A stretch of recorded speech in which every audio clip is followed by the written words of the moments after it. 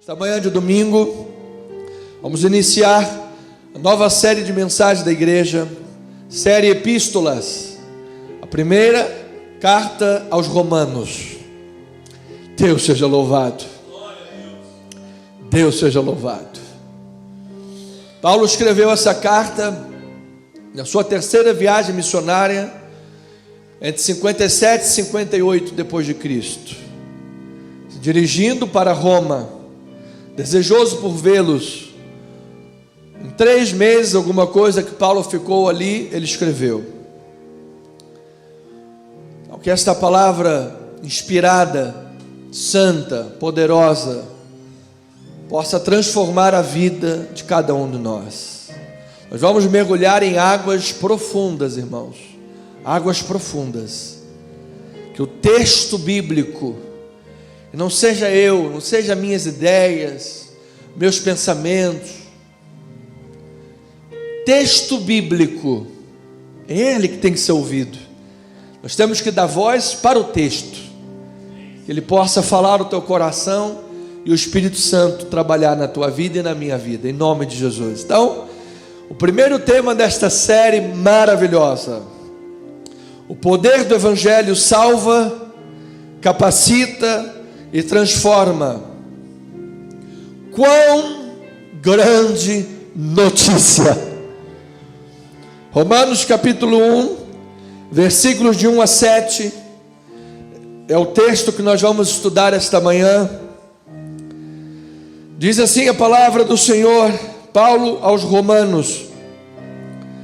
Paulo, servo de Jesus Cristo, chamado para ser apóstolo, separado para o Evangelho de Deus, o qual foi por Deus outrora prometido por intermédio dos seus profetas nas sagradas Escrituras, com respeito a seu filho, o qual, segundo a carne, veio da descendência de Davi, e foi designado Filho de Deus, como um poder, segundo o Espírito de santidade, pela ressurreição dos mortos, a saber, Yeshua HaMashiach, Jesus Cristo nosso Senhor, por intermédio de quem viemos a receber graça e apostolado,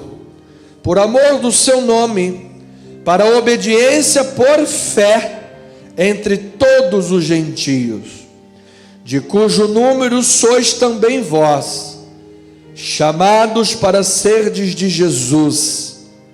A todos os amados de Deus, que estais em Roma, chamado para serdes santos, graça a vós outros e paz, da parte de Deus nosso Pai e do Senhor Jesus Cristo.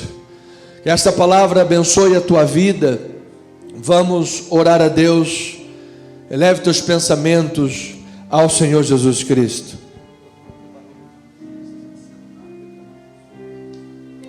Pai, obrigado por esta manhã maravilhosa. Obrigado por esta abertura de série. Obrigado pelo livro de Romanos, Pai.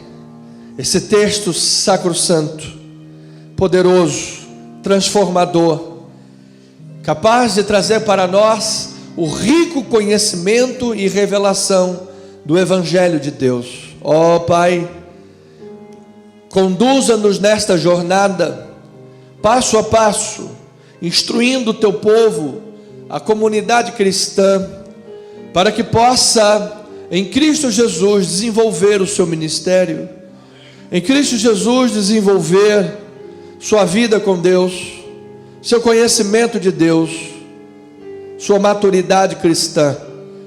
Pai, minha oração é que durante esta série, teu povo possa ter um grande elevo espiritual, um grande crescimento, e possamos viver o verdadeiro Evangelho de Cristo Jesus. Em nome do Senhor Jesus Cristo, e o povo amado de Deus diga amém e amém. Louvado seja Deus. Muito obrigado, meus amados irmãos. Os amados estão extremamente inspirados por Deus, em nome de Jesus. Obrigado. Louvado seja o Senhor. Família amada, querida, povo santo de Deus, mais do que vencedores em Cristo Jesus, amados de Deus, chamados para serem santos em Cristo Jesus.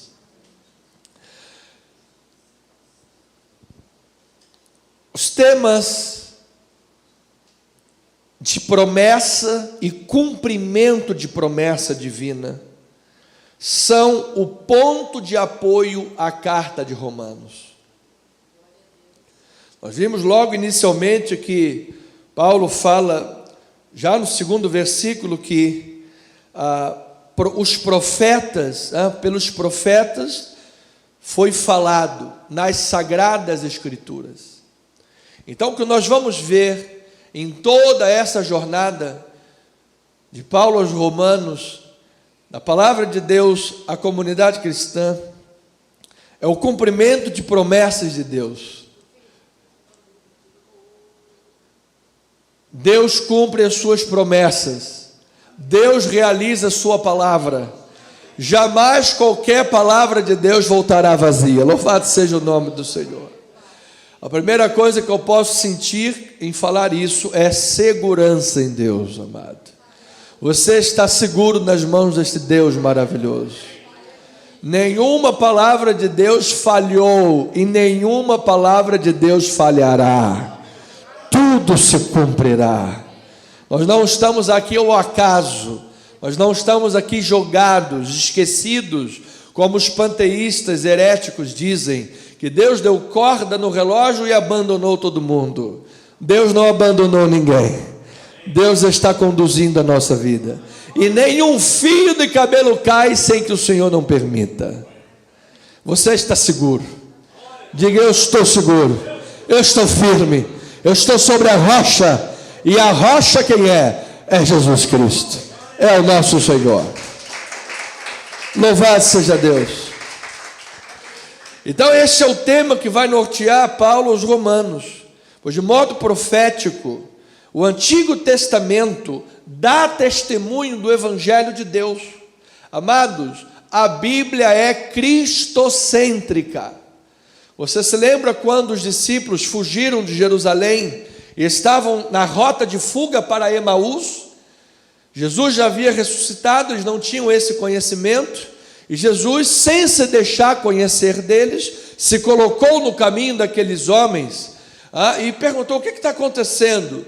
E eles disseram: você não sabe, Jesus o Nazareno, nós esperávamos que ele viesse ser o Messias, mas já é o terceiro dia, ele não ressuscitou. As mulheres foram lá no túmulo, é verdade, não viram nada, mas a gente não sabe. E Jesus falou o quê? Honestos de entendimento, tardios de coração para crer. Não viram e ouviram tudo que os profetas falaram? Nos salmos, nos profetas, na lei, na Torá, na Neviim, no Ketubim, ou seja, na lei, nos profetas e nos salmos, nas escrituras. Em todo o Antigo Testamento, o que a meu respeito está escrito. E o registro de Lucas é que, partindo da Torá, a Torá são os 5 primeiros livros da Bíblia. Esse é o conjunto da Torá, partindo dos 5 primeiros livros da Bíblia, de Gênesis a Deuteronômio, até o último profeta. Jesus foi revelando o que a seu respeito constava nas Escrituras. Então, amado, o Evangelho de Deus foi pré-anunciado, foi predito, foi profetizado, não foi nada novo. Já em Gênesis 3,15 está ali o próprio Evangelho, que da descendência sairia um filho da mulher, que partiria na cabeça da serpente, e ali desarticularia todo o poder de Satanás. E isso aconteceu aonde, pastor? Foi na cruz do Calvário. Por isso Satanás tentou desviar Jesus da cruz. Usou lá Pedro, que estava no momento da carne: não, Senhor, o Senhor não vai para a cruz, não te faças isso, o que é isso? E Jesus falou: arreda, Satanás, porque você está cogitando das coisas da carne e não das coisas de Deus. Ali no alto da cruz, amado, Jesus comprou a nossa vitória. Jesus comprou a nossa libertação.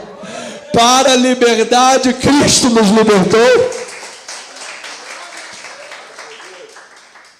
Então, Deus promete abençoar os descendentes de Abraão, que são os judeus, bem como todas as nações do mundo, os gentios. Pela fé, nós nos tornamos filhos de Abraão, mas em primeiro momento, a promessa era abençoar a descendência de Abraão, judeus, os semitas, a raiz daquele que atravessou o rio, e também todas as nações. Vamos ver então o cumprimento disso daí, as promessas de Deus. Gênesis capítulo 12, versículos 1 a 3, diz a palavra do Senhor: ora, disse o Senhor a Abrão, aqui ainda era Abrão, não tinha ainda reforçado o nome: sai da tua terra, da tua parentela e da casa de teu pai, e vai para a terra que te mostrarei. De ti farei uma grande nação, e te abençoarei, e te engrandecerei o nome, se tu uma bênção. Abençoarei os que te abençoarem, e amaldiçoarei os que te amaldiçoarem. Em ti serão benditas todas as famílias da terra. Aí está a tua família e a minha família, amado. Então esta foi uma promessa dupla. Diz Abraão: os teus descendentes serão abençoados. Abraão, em ti serão benditas todas as famílias da terra. Então desde o início Deus sempre mostrou que o plano dele era alcançar todas as nações, todo o planeta. E ele tinha que começar por algum povo. E começou pelo povo de Israel, porque era o menor de todos aqueles que o rodeavam, era o mais fraco. Tudo, os improváveis Deus sempre escolhe. Deus fez a obra dele, mostrou a sua glória, usando os pequenos para derrubar os grandes. Então ele começou pelo povo de Israel, fez uma obra maravilhosa, e hoje, amado, lá no alto daquela cruz, no cumprimento do evangelho, porque o trono de Cristo foi a cruz em primeiro lugar, ali ele foi entronizado, tronado, e ali no alto da cruz, quando estava Maria e um discípulo João, que não tinham laço sanguíneo, Jesus falou: mulher, eis aí teu filho, filho, eis aí a tua mãe. O que é que Jesus estava falando? Estamos acabando com as limitações do DNA, as limitações dos laços sanguíneos.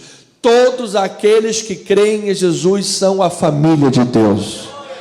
Todos, você é a família de Deus, eu sou família de Deus. Os portugueses, os norte-americanos, os chineses, os japoneses, Deus tem povo em todos os cantos do mundo, louvado seja o seu nome. Romanos 4, 9 a 13, a palavra diz assim: vem, pois, esta bem-aventurança exclusivamente sobre os circuncisos, ou também sobre os incircuncisos? Visto que dizemos, a fé foi imputada a Abraão para justiça. Como, pois, lhe foi atribuída? Como é que foi atribuída a justiça para Abraão? Estando ele já circuncidado ou ainda incircunciso? Não no regime da circuncisão, e sim quando era incircunciso. E recebeu o sinal da circuncisão como selo da justiça da fé que teve quando ainda era incircunciso, para vir ser o pai de todos os que creem, embora não circuncidados, a fim de que lhes fosse imputada a justiça. Se você crê, diga amém, amado. A justiça de Deus está sobre a tua vida. A fé de Abraão alcançou a tua vida, amado. E aí ele continua: e pai da circuncisão. Ou seja, pela fé você é abençoado, e também o pai da circuncisão. Está falando dos judeus. Isto é, daqueles que não são apenas circuncisos, mas também andam nas pisadas da fé que teve Abraão, nosso pai, antes de ser circuncidado. Versículo 13. Não foi por intermédio da lei que Abraão ou a sua descendência coube a promessa de ser herdeiro do mundo, e sim mediante a justiça da fé. Amado, 430 anos antes da lei, houve uma justiça operada pela fé, porque Abraão creu, e isso lhe foi imputado para a justiça. Então, amado, se hoje você crê, esta fé que lhe imputa a justiça, vem da parte de Deus sobre a vida da igreja. E aí, Gálatas, capítulo 3, versículo 6 a 9, o apóstolo Paulo ainda diz: é o caso de Abraão, que creu em Deus, e isso lhe foi imputado para a justiça. Sabei, pois, que os da fé, que são filhos de Abraão. Oh, aleluia, amado. Ora, tendo a Escritura previsto que Deus justificaria pela fé os gentios, pré-anunciou o Evangelho a Abraão: em ti serão abençoados todos os povos, de modo que os da fé são abençoados com o crente Abraão.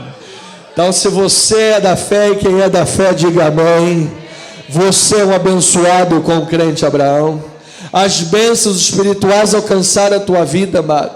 Eu recebo toda sorte de bênçãos espirituais em Cristo Jesus, amado, pela fé. Isto foi feito para nós. Então, quando nós olhamos o livro de Romanos, ele é o cumprimento desta promessa. Paulo revela o cumprimento desta promessa que aconteceu em Cristo Jesus. Paulo vem desvendando esse mistério dessa dupla promessa cumprida aos descendentes da circuncisão em Abraão, descendentes de Abraão carnalmente, e os pela fé. Por isso, antes de ser circuncidado, Abraão pela fé recebeu a justiça. Antes de ser circuncidado, ele recebeu a justiça da fé. Meu amado, minha amada, Deus é o Deus que age poderosamente pela palavra da fé. É pela fé que tudo veio a existir. É pela palavra da fé que tudo aconteceu. É pela palavra da fé que Ele nos libertou. Então nós vamos mergulhar na palavra da fé, e isso vai transformar a minha e a tua vida, amado. Eu creio que você vai tomar posse do que Deus tem escondido nas Escrituras, vai saber no teu coração e na tua mente a identidade espiritual poderosa em Cristo Jesus, o nosso Senhor. Então essa dupla promessa de Deus, de bênção de Deus sobre os judeus, restauração, sobre os gentios, conversão das nações, veio em Jesus. Jesus foi designado Filho de Deus. Jesus foi designado para cumprir essa promessa. Deus é 3 em 1, Pai, Filho e Espírito Santo. O Evangelho diz: Deus, Pai, amou o mundo de tal maneira que deu o seu Filho, para que todo o que nele crê não pereça, mas tenha a vida eterna.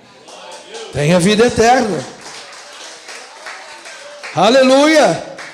Então, em Jesus se cumpriu essas promessas de Deus. É o Evangelho de Deus em Cristo Jesus. Evangelho de Deus em Cristo. Por quê? Porque o Evangelho se originou no Antigo Testamento. As Sagradas Escrituras profetizaram o Evangelho. Deus providenciou o Cordeiro antes da fundação do mundo. Antes que já existisse o mundo, já havia provisão para o pecado. Deus seja louvado. Isso já está lá em Apocalipse. O Cordeiro foi imolado. Então esse Evangelho, em termos de palavra, em termos de prenúncio, ele se originou no Antigo Testamento. E como promessa de restauração escatológica, se cumpriu em Cristo, que trouxe a salvação. Tudo aquilo que apontava a lei de Moisés, os sacrifícios, os cordeiros imolados, aquelas leis cerimoniais apontavam para o Gólgota, apontavam para Cristo Jesus, nosso Senhor, que daria a sua vida e traria a salvação. Por isso, João Batista, quando viu Jesus chegar, ele disse: eis o Cordeiro de Deus que tira o pecado do mundo. Tira, amado, Ele te santificou e te justificou pela obra do Calvário. Louvado seja Deus. Então, em Romanos capítulo 1, versículos 1 a 4, olha aí, este é o cumprimento da dupla promessa. Nós estamos vendo que Romanos é o cumprimento da promessa de Deus. Essa é a dinâmica de Romanos. Deus prometeu, Deus cumpre. Deus prometeu restauração do povo de Israel, a conversão dos gentios. Deus providenciou isso através da vinda de Cristo Jesus. Então, vamos reler de 1 a 4 e diz: Paulo, servo de Jesus Cristo, chamado para ser apóstolo, separado para o evangelho de Deus, o qual foi por Deus outrora prometido por intermédio dos seus profetas nas Sagradas Escrituras. Quais Sagradas Escrituras Paulo está dizendo? Paulo está escrevendo aqui ainda, não existe ainda Novo Testamento. Não existe ainda Novo Testamento quando Paulo está escrevendo. Quais são as Sagradas Escrituras que Paulo está se referindo? O Antigo Testamento. O Antigo Testamento é Sagrada Escritura. É palavra de Deus. Louvado seja o Senhor. Louvado seja Deus. Nas Sagradas Escrituras, com respeito a seu filho, o qual, segundo a carne, veio da descendência de Davi. Foi designado Filho de Deus com poder, segundo o Espírito de Santidade, pela ressurreição dos mortos, a saber, Jesus Cristo, o nosso Senhor. Então, o Filho de Deus, eterno, pré-existente. Jesus não foi criado, Jesus é Deus. Ele é Pai, Filho e Espírito Santo, é Deus de Deus. Pastor, explica isso. Não sei. Eu só sei que Deus é Deus. Ele é 3 em 1. Ele é Pai, Ele é Filho e Espírito Santo. Nós podemos ter uma ideia como é que isso funciona, né? Você vê lá o Sol, tem o Sol é aquela bola amarela, é o Pai. Aí o Sol tem o raio de luz, os seus raios ultravioleta. O raio violeta é Sol também, é Sol de Sol, é o Deus Filho. E quando ele bate na tua pele, o que é que ele faz? Ele esquenta. É o Espírito Santo trabalhando na tua vida, 3 em 1. Ele é 3 em 1. Então tudo é 3, tudo nesse mundo Deus criou 3 em 1, em passado, presente e futuro. Não é verdade? Tudo, se você notar. Depois você lê Adalto Lourenço, que ele explica com propriedade científica sobre isso. Então, o Filho de Deus, que é pré-existente, eterno, por meio dele, para ele foram criadas todas as coisas. Ele é o Criador. Na verdade, há autores que dizem que lá a primeira frase de Gênesis, Bereshit bara, no princípio criou Deus, et hashamai, ve'et re'eretz, o céu e a terra. Esse no princípio já estava falando de Jesus. Amado, Jesus é o Criador de todas as coisas, louvado seja o Senhor. Então ele se tornou humano na forma da semente de Davi. Ele veio da semente de Davi, e em sua ressurreição ele foi elevado como todo-poderoso, foi exaltado. Então, a prometida restauração de Israel de Deus começa a se cumprir em Cristo. Porque eu estou colocando agora o Israel de Deus, a promessa de restauração do Israel de Deus. Porque hoje, em Cristo Jesus, seja judeu, seja gentio, seja de qualquer nacionalidade, se você crê, você é o Israel de Deus. Você é um com Cristo Jesus. Você é templo do Espírito Santo. O povo brasileiro também é um povo de Deus, aqueles que creem em Jesus. Louvado seja o nome do Senhor. Somos a família de Deus. Então, esta promessa de restauração do Israel de Deus começou em Cristo Jesus, na sua ressurreição.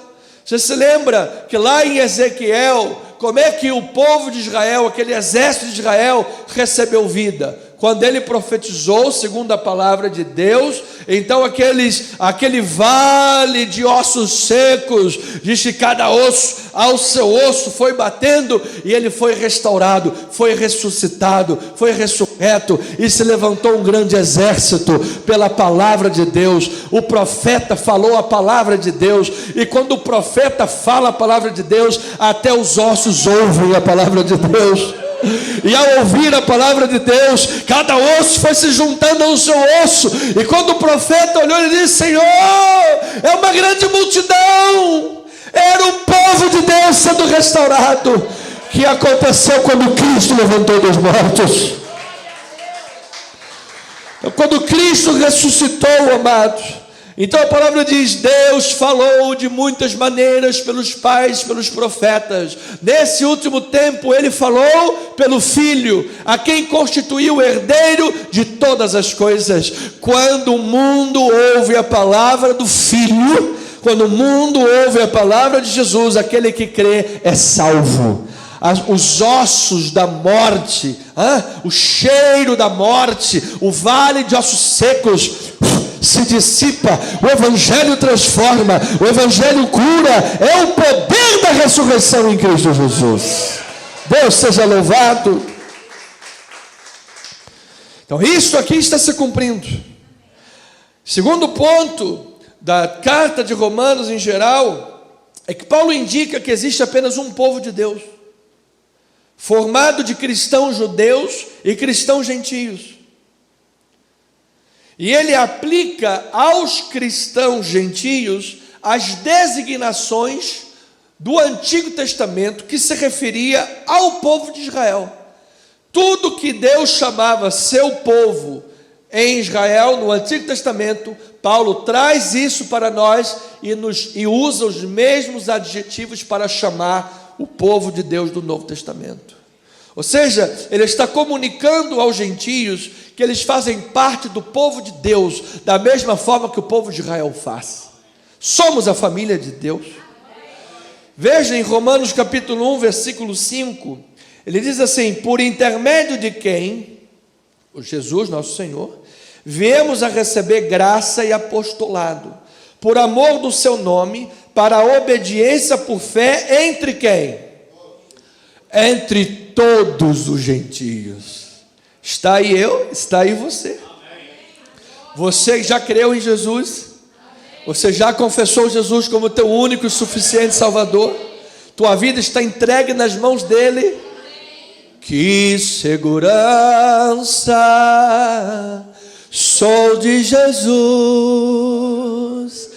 e já desfruto as bênçãos da luz. Sou por Jesus herdeiro de Deus, e ele me leva à graça de Deus. Amado, a graça de Deus está sobre a nossa vida, amado. Jesus é maravilhoso. Oh Senhor, receba nosso louvor, Pai. Receba toda a glória. Deus sempre teve um plano conosco, sempre.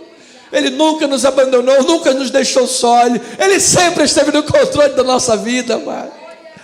Então quando Paulo diz, olha, há uma dupla promessa: restauração de Israel, conversão dos gentios e conversão do Israel de Deus no total. Deus vai operar a sua obra. Aí ele chama o povo de gentílico: vocês são povo de Deus. O povo de Deus foi chamado de servo, de amado, de escolhido, de filho. Você é servo, você é amado, você é escolhido, você é filho, para que não haja dúvidas. Então como é que Paulo chama os crentes romanos, os gentios? Como é que Paulo os denomina? Como é que Paulo chama? Romanos capítulo 1, versículo 6, Paulo chama de chamados. São chamados para serem de Jesus. Amado, você é chamado para ser de Jesus. Olha lá, versículo 6, de cujo número sois também vós, chamados para serdes de Cristo Jesus. Chamados para pertencer a Jesus. Você não pertence aos homens, você pertence a Jesus, amado. Você é propriedade exclusiva de Deus. O teu nome foi inscrito no livro da vida e do Cordeiro. Diga glória a Deus por isso. Diga, eu sou um chamado. Diga, eu sou um chamado de Deus. Paulo chama os crentes romanos gentios de amados de Deus em Roma.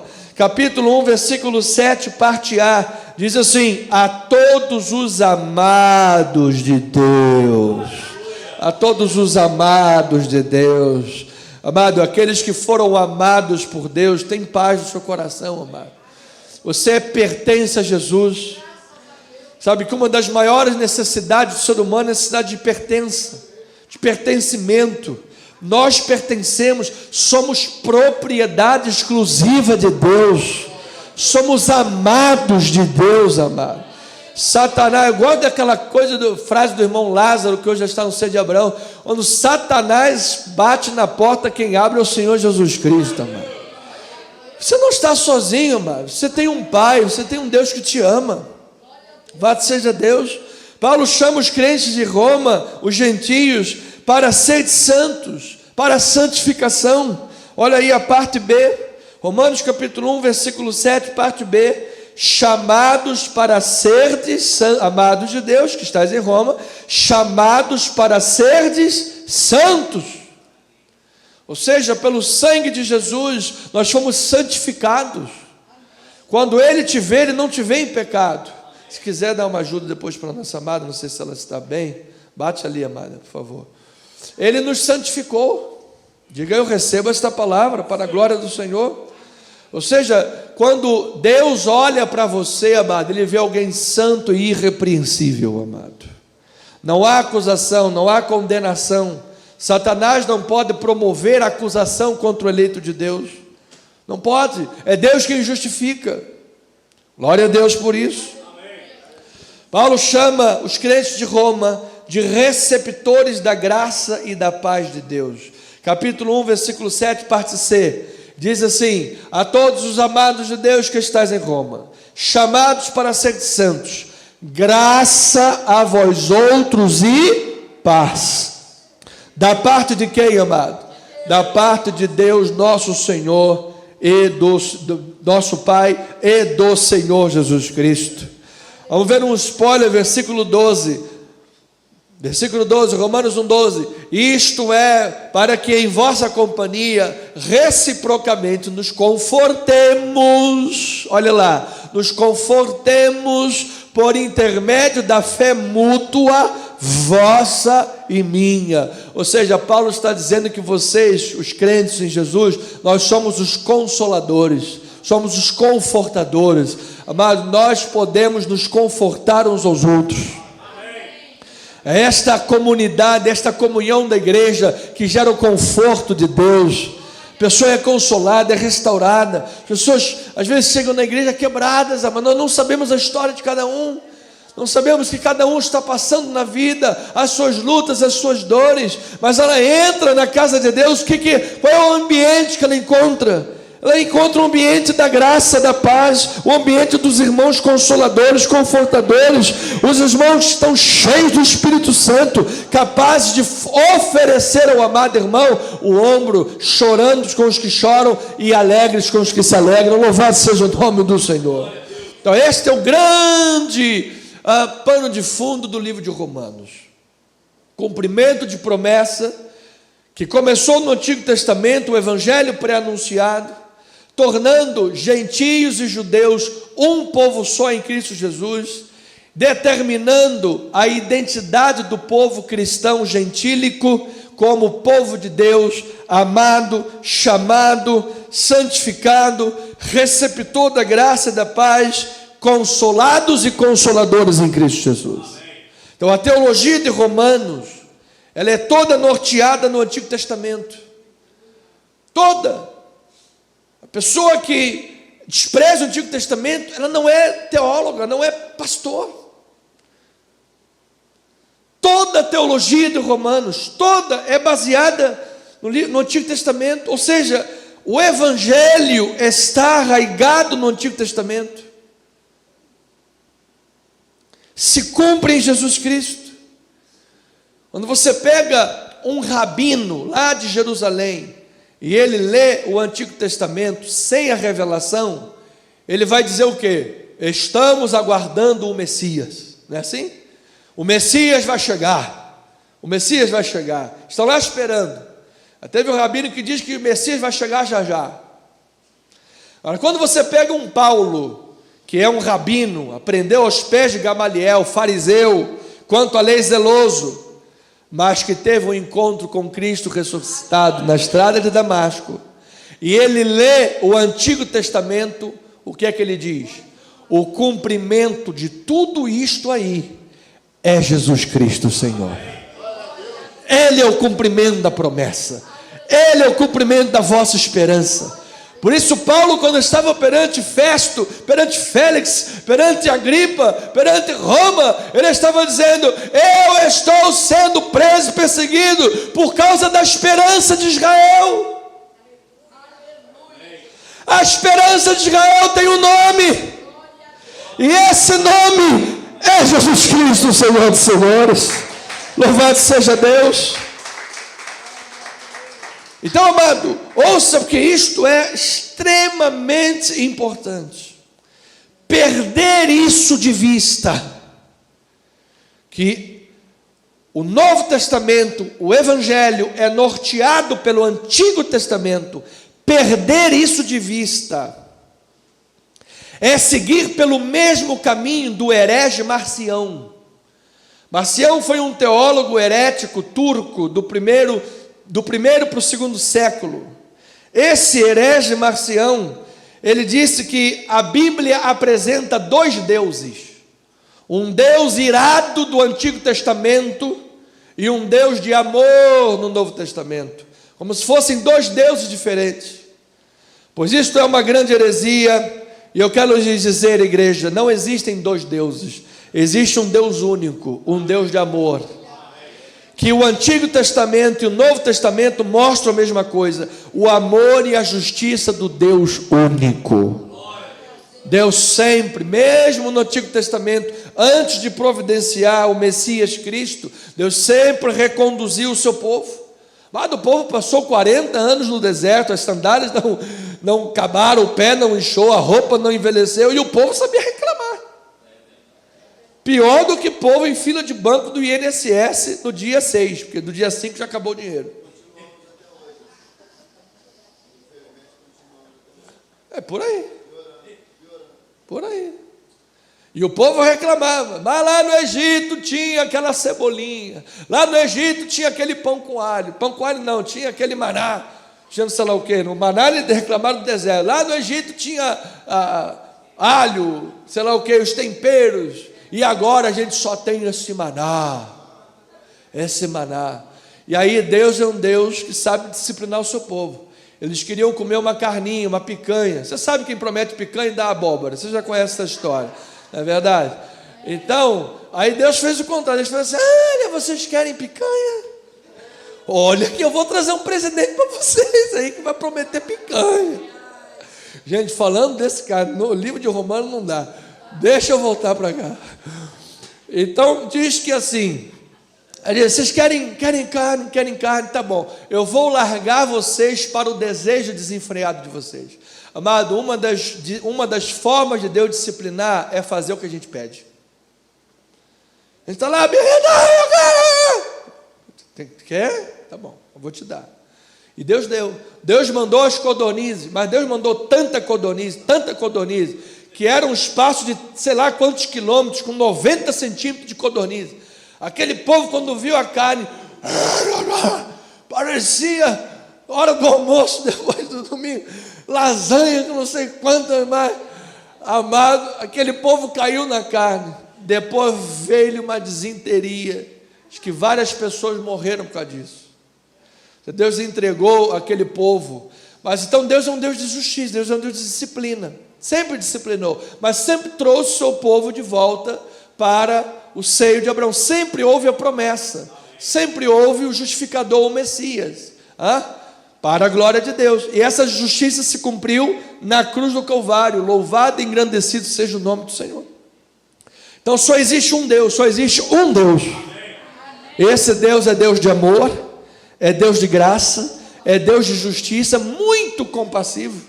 Ai de nós! Amado, será que se nós soubéssemos tudo que o outro pensa e fala, a gente teria a mesma visão do outro? Se eu soubesse tudo que você pensa em todos os momentos, será que eu conseguiria olhar para você da mesma forma que eu olho?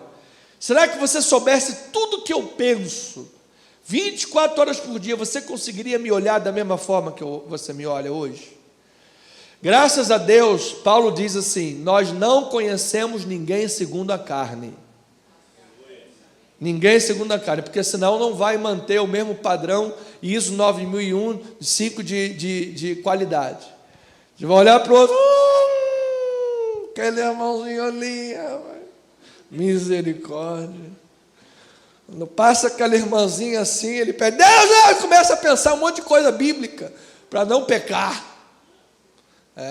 Aí a irmãzinha está lá e passa aquele homem com bíceps, mostrando tríceps. A irmãzinha, ai meu Deus do céu, misericórdia.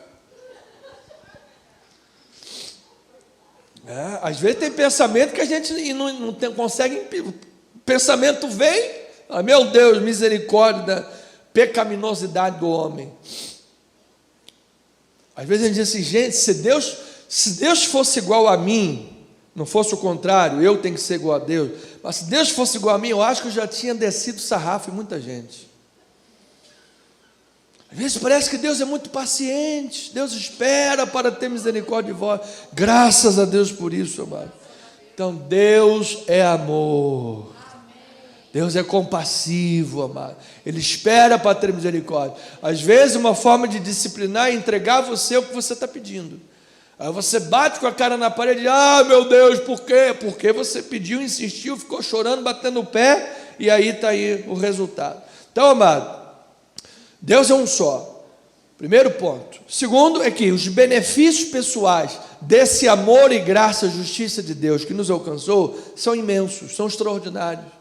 Quem tem relacionamento com este Deus de amor, quem tem relacionamento com este Pai bondoso, amado, a paz de Deus guarda o teu coração e a tua mente em Cristo Jesus. Quanto mais relacionamento você tem com esse Deus único de amor e justiça, mais você se parece com Ele, maior vai ser a tua longanimidade também.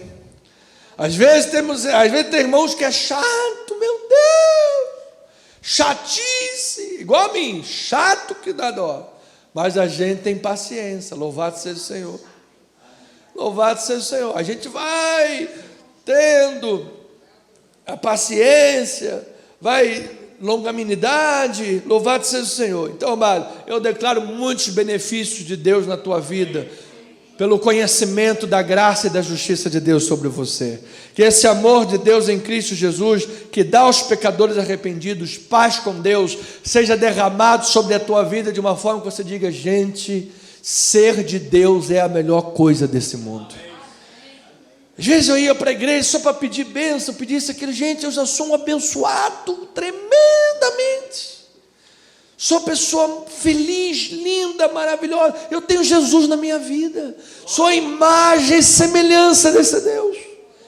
E a gente vai desenvolver esses atributos de Deus mais e mais ao longo da carta de Romanos, onde ele vai detalhar esses benefícios. Estamos apenas nos primeiros versículos de Romanos. Então veja essa questão dos benefícios, do relacionamento daquele que vive com Deus, um pequeno spoiler de Romanos 5,17. Diz assim, o dom, entretanto, não é como no caso em que somente um pecou, porque o julgamento derivou de uma só ofensa para a condenação, mas a graça transcorre de muitas ofensas para a justificação. Ou seja, por causa de um pecado de Adão, veio a condenação sobre todo mundo, todos. Agora, por causa dos nossos muitos pecados que a gente comete, veio a graça de um só homem que cobriu isso tudo. Louvado seja o Senhor.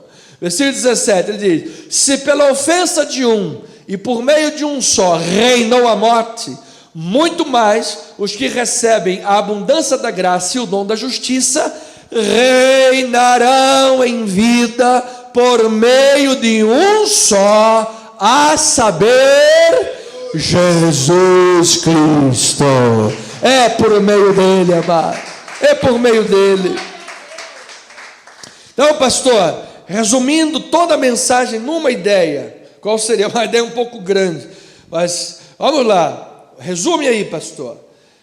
Evangelho de Deus significa que a perfeição e a santidade de Deus são vistas na vida e na obra vicária de Jesus Cristo. Ou seja, toda a perfeição, toda a santidade de Deus foi vista na obra vicária de Jesus Cristo. Essa perfeição, essa santidade, essa justiça, tudo isso é oferecido gratuitamente pela fé no Evangelho. É assim que Deus justifica os pecadores, para que em obediência ao Evangelho possa desfrutar dos benefícios que esse Evangelho tem. A salvação veio pela obra de Cristo e pela fé, mas existem outros benefícios. Segundo benefício, existem outros benefícios que vêm através da obediência em Cristo Jesus. São os frutos. O Evangelho produz transformação profunda e monumental em nosso comportamento e até em nosso caráter. Que a pessoa diz: pastor, a pessoa fez, aconteceu, sabe, agora virou crente, está perdoado. Parece uma coisa meio sem sentido, meio sem lógica. Como é que pode isso? Não é sem sentido, nem sem lógica, nem sem perna, nem cabeça, amado. Havia uma lei que dizia: a alma que pecar, essa morrerá. Era a lei de Deus Santíssima. O que Deus fez com a sua lei de todo o Antigo Testamento? O que Ele fez? Ele rasgou, jogou fora? Não. Ele cumpriu esta lei. Ele cumpriu em Cristo Jesus. Jesus pagou o preço da lei de Deus. Jesus pagou o preço da santidade de Deus. Jesus pagou o preço da justiça de Deus. Jesus pagou o preço da exigência de Deus. E no alto daquela cruz nós vimos todo o caráter, toda a justiça, toda a perfeição de Deus sendo aplicada sobre o seu próprio filho, porque ele não reteve a mão e o cutelo como fez com Abraão. Ali ele desceu o cutelo. E nós ouvimos o Filho de Deus orar: Eloi, Eloi, lama sabachthani. Deus meu, por que me desamparaste? Ali era o Santo Filho de Deus. Deus permitiu que Cristo fosse desamparado na cruz. Para quê? Para que pela fé no Evangelho em Cristo Jesus, todos esses benefícios pudessem alcançar a nossa vida. Deus é um Deus maravilhoso, amado. Que plano de amor lindo e maravilhoso.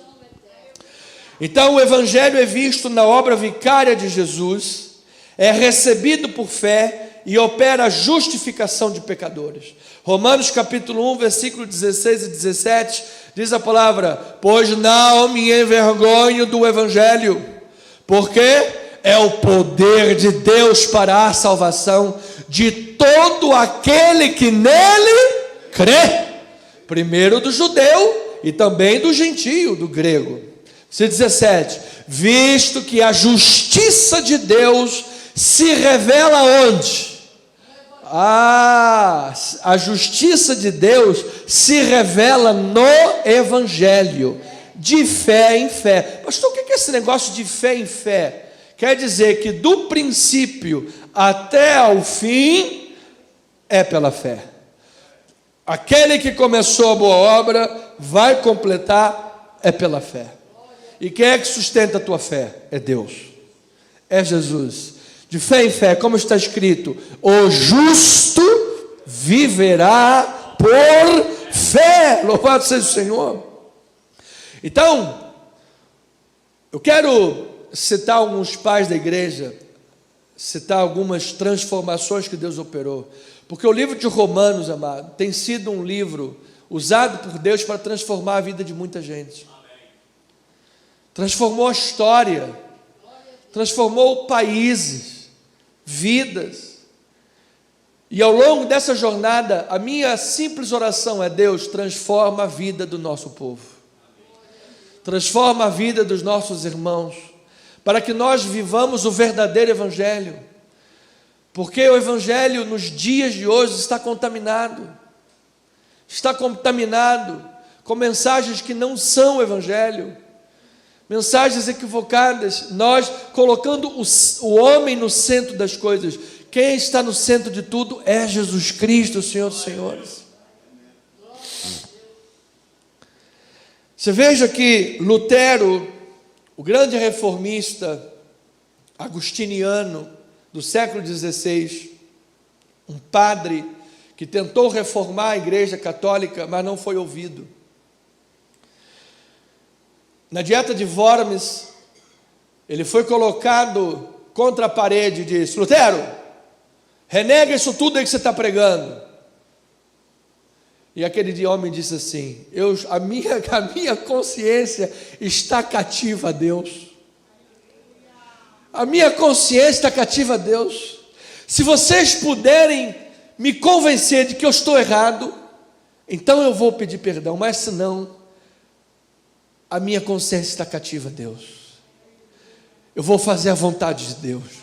Aquele homem poderia sair dali direto para a fogueira. Ele tinha lá um salvo-conduto dos príncipes, havia interesse lá, tudo mais, mas o tempo era de fogo mesmo, irmão. Era jogado na fogueira. E aquele homem colocou a sua vida. Esse Lutero aprendeu desde pequeno que para ser salvo, Deus exigia dele uma vida constantemente de absoluta retidão. Foi o que ele aprendeu. Lutero, para você ser salvo, você tem que ter do início ao fim uma vida de constante retidão. Por esse motivo, Lutero cresceu odiando a Deus. Por quê? Porque primeiro ele não podia dar o que Deus pedia. Amado, é impossível você viver uma vida constantemente de inteira e absoluta retidão. Impossível. Nós nunca iríamos alcançar a exigência de Deus. Nós nunca poderíamos alcançar o selo de qualidade de Deus por nossa própria capacidade, senão nós poderíamos nos salvar. Impossível. Então Lutero passou a odiar Deus, porque primeiro ele não podia dar o que Deus pedia, e por não dar o que pedia, disse subsequentemente: você é um fracassado, e por ser um fracassado, eu vou condená-lo. Você está condenado por isso. Lutero passou a odiar a Deus e cresceu odiando a Deus. Agora, olha a expressão, citando Lutero, ele diz assim: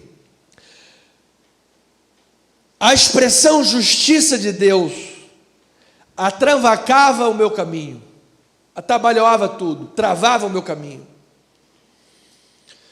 pois eu a interpretava no sentido de justiça em que Deus pune o injusto, ou seja, Deus é justo ao punir o injusto. Era assim que eu interpretava a palavra justiça de Deus. Quando Deus pune o injusto, Ele está sendo justo. Era esta forma que eu interpretava a justiça de Deus, essa expressão. E é assim que muitos de nós interpretam. Quando a gente pensa, está bem, minha amada? Qualquer coisa? Então, amados, quando nós pensamos justiça de Deus, o que é que vem à tua mente? Tribunal. Não é verdade? Justiça de Deus, pensamos logo em tribunal. Justiça de Deus, alguém fazendo o que é justo. Justiça de Deus, alguém cumprindo a lei, por isso está sendo justo. Aí Lutero diz: até que eu compreendi que a justiça de Deus é aquela pela qual, por pura graça e pura misericórdia, Ele me justificou pela fé naquele que era verdadeiramente justo, Jesus Cristo. Quando eu entendi que justiça de Deus é ser justificado pela fé em alguém que era verdadeiramente justo e pagou o preço dos meus pecados, que alívio. Esse homem disse: eu renasci, atravessei as portas do paraíso, e se antes eu odiava a expressão justiça de Deus, hoje passei a considerá-la a mais preciosa, a mais reconfortante, a mais doce notícia. Deus é justo e cumpriu essa justiça na cruz do Calvário. Nós não poderíamos cumprir essa justiça, estaríamos fadados ao fracasso e à condenação. Então, por meio da fé, se você crê em Jesus Cristo, você está justificado, amado. Por meio de Jesus Cristo. Porque se nós nos colocarmos diante do trono de Deus, arrogando pela justiça, baseado em quem nós somos, o nosso lugar será o inferno. Por isso, às vezes nós cantamos alguns louvores com todo cuidado e explicamos teologicamente depois. Restitui, eu quero de volta o que é meu. Cantamos hoje, louvor lindo, maravilhoso. Sabendo cantar, tudo bem, mas vamos explicar o negócio direitinho. Meu amado, se você cantar restitui, lá no fundo das coisas, Deus vai restituir a lama, o pecado, a condenação e a morte. É isso que você quer? Não. Então, Pai, é em termos superficiais que a gente está cantando isso, tá? Superficial. Restitui, Deus, a saúde, a cura, aquilo que o diabo tentou levar. A nível doutrinário e teológico, não, Pai, não restitui não. Fica, graças a Deus pelo Evangelho de Cristo. O Senhor Jesus nos lavou, nos remiu, nos santificou, nos purificou. E só, qual que seria o certo? O certo é assim, sou o que sou. Isso é teológico, isso é bíblico. Então, a obra vicária de Jesus é a maior necessidade do homem. Estar coberto por ela é a maior bênção. John Stott, pastor inglês, ele disse: a exposição devastadora do pecado e da culpa que a humanidade tem, que Paulo expõe aos romanos, me resgatou do evangelismo superficial, preocupado apenas com as necessidades percebidas. Porque, amados, nós temos muitas necessidades, correto? Muitas. Só que às vezes nós não conseguimos olhar o evangelho além das coisas que nós precisamos, além das necessidades percebidas. E aí evangelizamos as pessoas com esse sentimento apenas de necessidades percebidas, o pão, a saúde, ou qualquer coisa que seja. Amado, o evangelho fala sobre tudo isso. Mas por que fala sobre tudo isso? Porque tudo é dele, por meio dele e para ele. Porque eu poderia ter saúde, riqueza, dinheiro, uma Ferrari de ouro, igual lá dos Velozes e Furiosos, Ferrari de ouro, eu poderia ter tudo. Se eu não tenho Jesus, eu não tenho nada. Se eu não tenho Cristo, eu sou um desgraçado, morrendo vou para o inferno. Então o que adianta suprir qualquer necessidade se eu não supro? Então o Evangelho vai além das necessidades. O Evangelho toca, ele não enxuga gelo, necessidades enxuga gelo. O Evangelho vai na raiz do problema e regenera a tua vida. Aquele que está em Cristo é uma nova criatura. As coisas antigas já passaram, eis que tudo se fez novo. É a justiça de Deus. Então, pela justiça de Deus, eu declaro pela fé, você é justo. Pela justiça de Deus, pela fé, eu declaro você é justificado. Pela justiça de Deus aplicada na cruz, eu declaro você é perdoado, amado, chamado, escolhido. Portanto, todo louvor, toda honra, toda glória ao Senhor Jesus Cristo. Vamos louvar Ele. Glória a Deus. Então isso é o Evangelho, é visto na obra vicária de Jesus e traz justificação sobre os pecadores arrependidos. O pecador justificado é chamado a viver em obediência e a se deleitar no Senhor. Assim desfrutará do dom precioso do Evangelho, a graça de Deus. Nós fomos chamados para um Evangelho de graça sobre graça. Então nós anunciamos esta graça, nós tivemos a grande experiência da conversão com Jesus, louvado seja o Senhor. Tudo isso foi disponibilizado. Imagina lá que o dinheiro foi depositado na conta, está tudo depositado na conta. Agora como é que você vai ter acesso a essa conta? Existe uma senha, você tem que descobrir a senha. Qual é a senha, amado? É viver a palavra. Por isso o Evangelho perpassa as necessidades percebidas para viver de fato o Evangelho. Às vezes a pessoa dentro de casa não está tendo paz, ela precisa de paz, é uma necessidade percebida, mas ela casou, ela assumiu o mandamento, em detrimento da paz, ela vai honrar os votos do casamento. Por quê? Porque ela honra a Deus, porque ela quer servir a Deus. Isto é viver o evangelho que perpassa as necessidades percebidas em nome de algo maior. Isto é evangelho. Então Romanos 1, 4 e 5 diz a palavra do Senhor: foi designado Filho de Deus com poder, segundo o Espírito de santidade, pela ressurreição dos mortos, a saber, Jesus Cristo nosso Senhor, por intermédio de quem viemos a receber graça e apostolado, por amor do seu nome, para a obediência por fé entre todos os gentios. Então, amado, Jesus ressuscitou pelo Espírito Santo, pela obra do Espírito, do poder de Deus. Jesus ressuscitou. O túmulo vazio é a grande declaração do Evangelho. É a grande declaração do Evangelho. Qual é a declaração? Jesus é o Senhor e Salvador de todo aquele que nele crê. A gente só pode dar aquilo que tem, amados irmãos. E o único que venceu a morte foi Jesus Cristo. O único que deixou aquele túmulo lá em Jerusalém vazio foi o Senhor Jesus. A morte por 3 dias venceu ali o corpo físico de Jesus, mas ao terceiro dia ele venceu o poder da morte. E agora, quando nós chegamos, as mulheres chegam lá no túmulo e hoje diz: vocês estão buscando aqui entre os mortos, mas ele está vivo. Ele está vivo, ele vive. E ele não apenas vive, ele reina sobre todas as coisas. Ele tem as chaves da vida e da morte. Ele detém todo o poder e domínio. Então, na sua ressurreição e ascensão aos céus, esses foram os caminhos de Deus para que Jesus ocupasse o lugar que já lhe pertencia. Qual lugar? Governando todas as coisas, assentado à direita de Deus.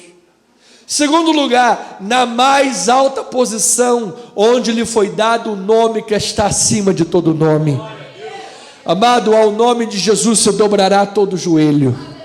Ao nome de Jesus toda língua confessará. E quando vemos o sinal do céu do Filho do Homem, Maranata, o som da trombeta de Deus, Jesus voltará em poder e grande glória. Em poder e grande glória, aleluia, em poder e grande glória.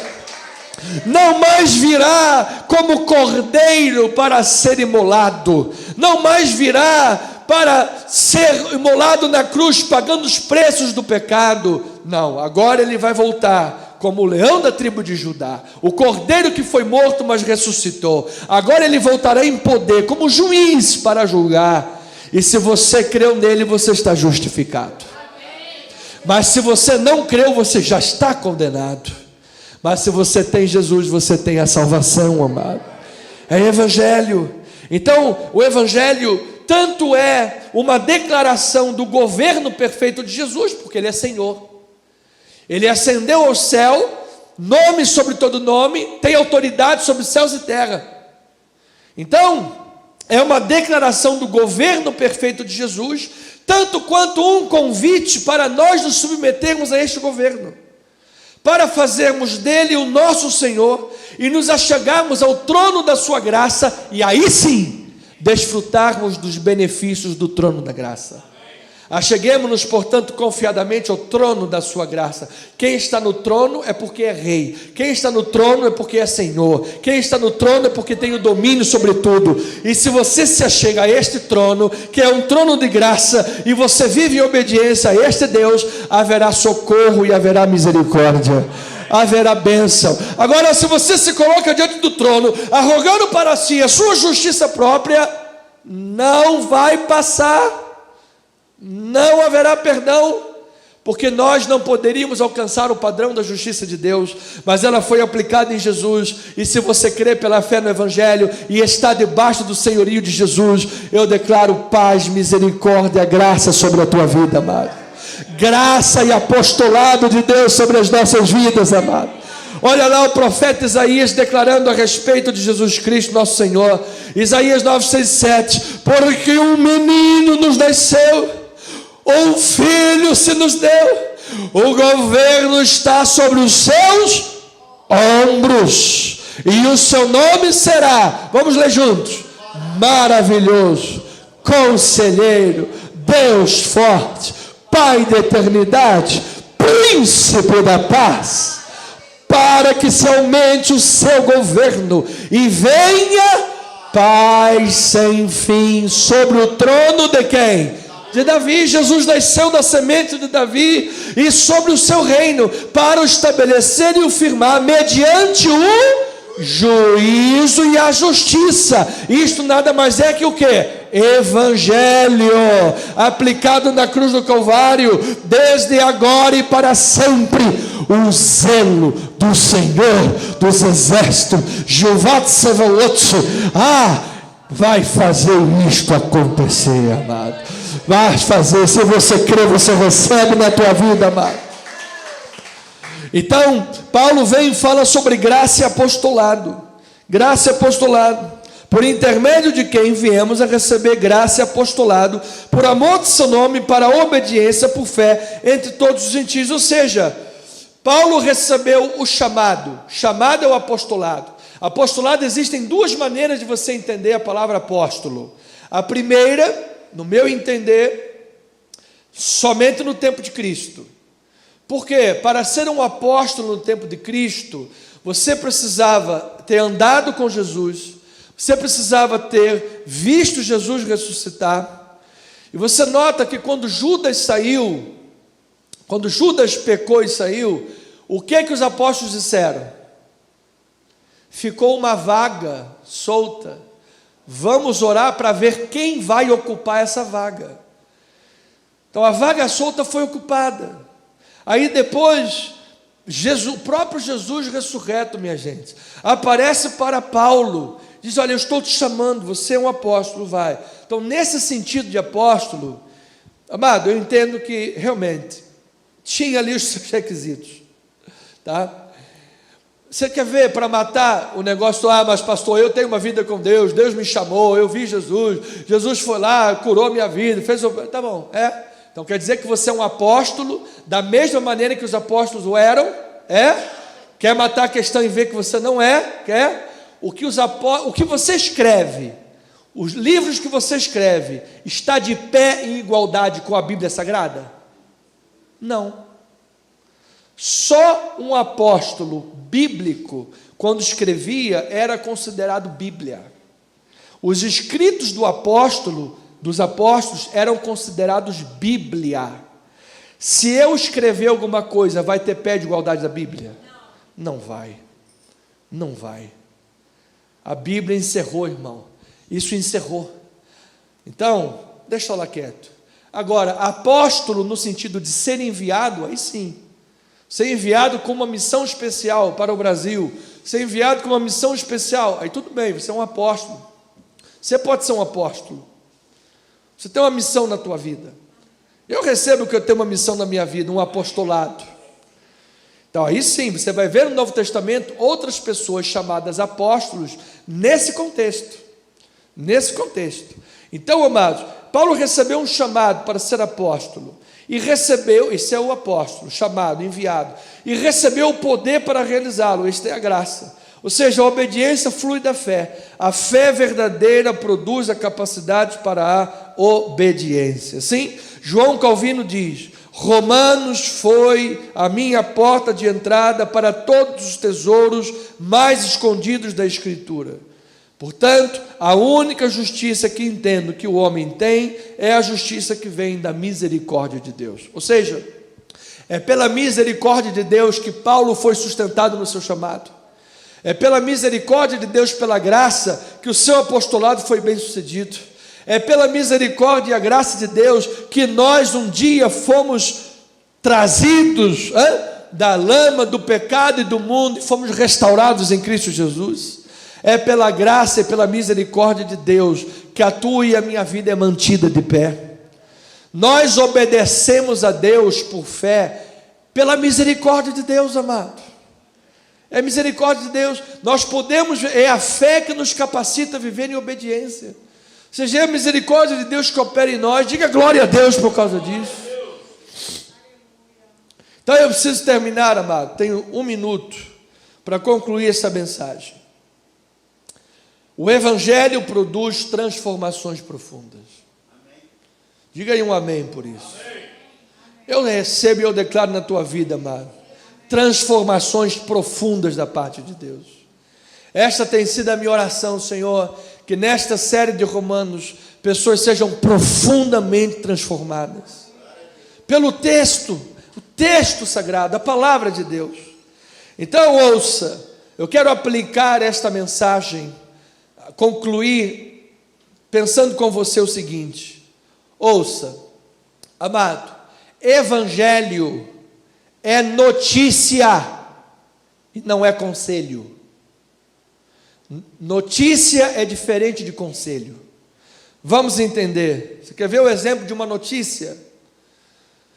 Uma notícia impactante: a queda do avião na Chapecoense.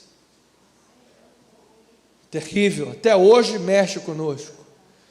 Aí você vai lá, tem a notícia. A notícia estava um grupo de jogadores vindo de avião, assim, eram tantos jogadores, e de repente o avião passou a turbulência, pum, caiu, todo mundo morreu.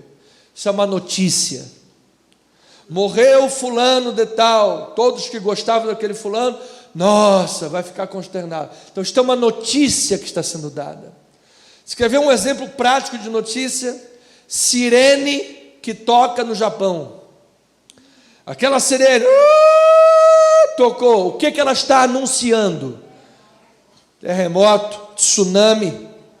E quando aquela sirene toca, a notícia está sendo dada, o que as pessoas fazem? Pode estar cuidando do bebê, pode estar trocando a fralda, pode estar comendo, pode estar tomando banho, vai sair todo cheio de sabonete, vai fazer o que for, vai mudar todo o seu comportamento na hora, porque aquela sirene está dizendo: você precisa ir para um lugar seguro, está vindo um tsunami, está vindo um terremoto. Amado, evangelho é notícia e não é conselho, é notícia. É notícia que deve trazer impacto sobre a nossa vida, é notícia que deve trazer mudança sobre a nossa vida. Por isso, o evangelho tem que se impregnar em toda a vida. Ah, pastor, eu tenho que orar para saber se eu vou namorar com aquele fulano, aquela fulana. Espera aí, vamos ver o que a notícia diz. A notícia diz: não se ponha em julgo desigual. Então a notícia, se estiver impregnada na tua vida, ela vai moldar o teu comportamento. E você, quando orar, vai orar de acordo com a palavra de Deus. A palavra de Deus diz: tudo me é lícito, mas nem tudo me convém. Como é que eu vou saber o que convém e o que não convém? Pelo evangelho impregnado. É que às vezes se usa o evangelho mais ou menos como incrédulos usam a questão, acreditam nessa mentira, da cartomante. Aí vai lá, eu quero saber o meu futuro, deixa eu saber o meu futuro, vai lá, vamos botar aqui a carta para ver o meu futuro. Amado, não é assim que se vê o evangelho, não é assim. Se você examina as escrituras diariamente, se ela está impregnada na tua vida, você descansa quanto ao futuro, porque você não sabe o futuro, mas o teu futuro está nas mãos de Deus. Diga aí um amém por causa disso. Diga assim: o meu futuro está nas mãos de Deus. Então, a igreja desenvolve muitos ministérios, muitos, e todos eles são muito bem-vindos. Todos são. A igreja tem ministério de acolhimento, a igreja tem ministério de bom samaritano, a igreja vai desenvolver ministério para cuidar dos doentes, para relacionamentos, encontro de casais. A igreja trata disso tudo e é maravilhoso, é muito bom, faz parte do escopo do evangelho, faz parte do escopo do evangelho. Mas o que transforma a vida, amado, o que transforma a vida, o que dá significado profundo para a vida, é o poder transformador da notícia do evangelho. É isso que transforma. Romanos 10:17 diz a palavra: e assim a fé vem pela pregação, e a pregação vem pela palavra de Cristo. Então, amado, se não houver pregação que Cristo ressuscitou dentre os mortos, tudo que nós fizemos é vão. Não vai produzir transformação, não vai levar ninguém para o céu. E o meu temor é que nós estejamos fazendo isso tão mal feito, que uma pessoa viva mais impactada pelos resultados do clube do futebol, dirige a sua vida. Gente amada, que se o time perde, bebe 50 e vai morrer. Gente está lá no jogo de futebol, briga, dá soco na cara, mata um outro ser humano por causa do time de futebol. Ou seja, essas notícias têm mais impacto na vida das pessoas do que a grande notícia do Evangelho. Então, amado, você só pode testemunhar o Evangelho se essa notícia estiver impregnada em você. Note que a descoberta revolucionária do Evangelho por Lutero, o que causou? Causou a reforma protestante. Causou a reforma. A descoberta revolucionária do Evangelho, de um homem perseguidor da igreja a caminho de Damasco, o fez, depois de Jesus, a maior personalidade do mundo, o apóstolo Paulo. Esse é o impacto da notícia. Estava ouvindo um amigo falar, estava dizendo, estava no seminário, não tinha dinheiro para nada, e aí veio uma notícia: sua esposa está grávida. Aí ele disse: imagina uma pessoa incrivelmente feliz e incrivelmente assustada. É o poder da notícia. O que o poder da notícia, chamado Evangelho, tem feito na tua vida? Lutero criou uma reforma. Paulo foi o homem mais influente do mundo. Mas ele não foi influente, eu estou chegando aqui, sou o Paulo, sabe, sou o cara e tal. Como é que ele se apresentou? Servo. Servo vem do grego doulos. Doulos é escravo. Amado, se você, isso está aqui na introdução, porque muita coisa na introdução não dá para abordar tudo. Mas se você aprende a ser escravo do Evangelho, você vai deixar de ser escravo do mundo. Porque se você prega a palavra sendo escravo das opiniões, se a pessoa gostou, se não gostou, o que vão pensar de você, você vai se acabar com isso. Vai entrar em depressão e vai se acabar. Mas se você é escravo da notícia, você vai saber que você tem que continuar dando essa notícia. Haja o que houver. E quando você faz essa obra como servo de Deus e enviado, olha, eu sou um servo de Deus, apóstolo, servo de Deus, doulos, escravo, estou aqui enviado para dar uma notícia a respeito de Jesus. Pode ter certeza que Jesus vai usar a tua vida tremendamente. Porque para impactar a nossa sociedade, nós temos que ser escravos do Evangelho. Essa notícia tem que estar impregnada em nossa vida. E fazemos o que com essa notícia? Tudo. Ela é tudo em nossas vidas. Seja na família, seja nos relacionamentos, seja no trato com o dinheiro, nos tratos com os amigos, tudo. O Evangelho está impregnado na tua vida. Por causa desse Evangelho eu declaro graça e paz. Aqueles que foram chamados por Deus para serem de Jesus, aqueles que foram separados para serem santos, aqueles que em Cristo são amados de Deus, graça e apostolado sobre vossas vidas. Que assim seja, assim diz o Senhor.